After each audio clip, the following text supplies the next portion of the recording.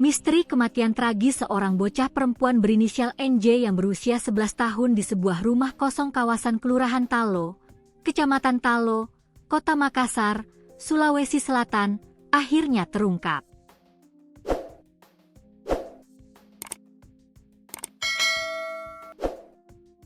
Tidak butuh waktu lama bagi aparat kepolisian untuk meringkus pelaku di balik perbuatan biadab ini. Petugas berhasil menangkap seorang remaja pria berinisial IK yang baru berusia 19 tahun. Mirisnya, pelaku yang tega menghabisi nyawa korban secara keji tersebut ternyata merupakan tetangga dekat dari rumah korban sendiri. Kapolrestabes Makassar, Kombes Pol Arya Perdana, dalam konferensi pers resmi di Mapolrestabes Makassar menyampaikan rasa belasungkawa yang mendalam kepada pihak keluarga korban.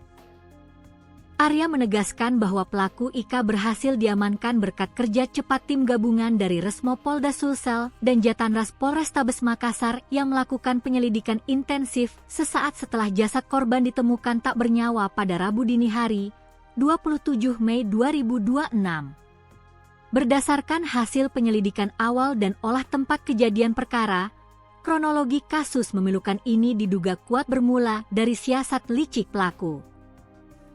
Ika awalnya memanggil korban dan memintanya untuk membelikan minuman serta makanan di warung terdekat. Tanpa menaruh rasa curiga karena pelaku adalah tetangganya sendiri, korban pun menuruti permintaan tersebut.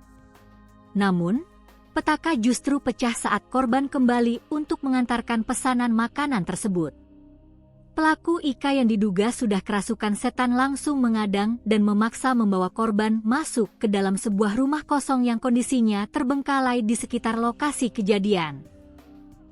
Di dalam rumah kosong itulah, pelaku berupaya melancarkan aksi bejatnya untuk melakukan kekerasan seksual terhadap korban. Menyadari dirinya dalam bahaya, bocah sekolah dasar yang masih di bawah umur tersebut sempat melakukan perlawanan sengit demi mempertahankan kehormatannya.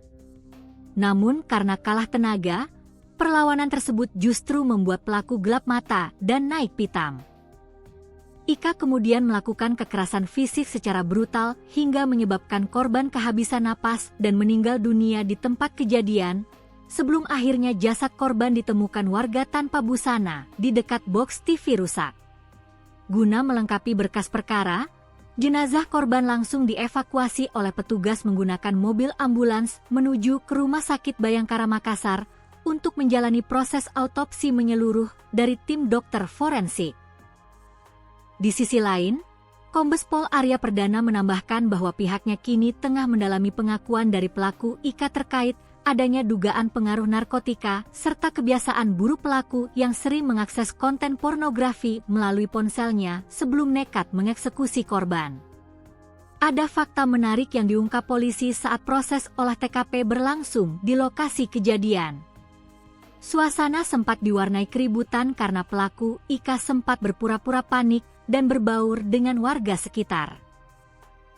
Pelaku diduga kuat berupaya keras untuk mengalihkan perhatian serta fokus aparat kepolisian yang sedang sibuk mengumpulkan barang bukti agar dirinya tidak dicurigai sebagai pembunuh. Namun, sandiwara remaja tersebut berhasil dibongkar petugas. Kini, pelaku IK telah resmi dijebloskan ke dalam sel tahanan Satreskrim Polrestabes Makassar. Atas tindakan biadab dan keji tersebut, pelaku dijerat dengan pasal berlapis tentang perlindungan anak dan pasal 340 KUHP tentang pembunuhan berencana dengan ancaman hukuman mati. Polisi memastikan proses hukum akan dikawal secara maksimal demi keadilan bagi korban yang masih anak-anak.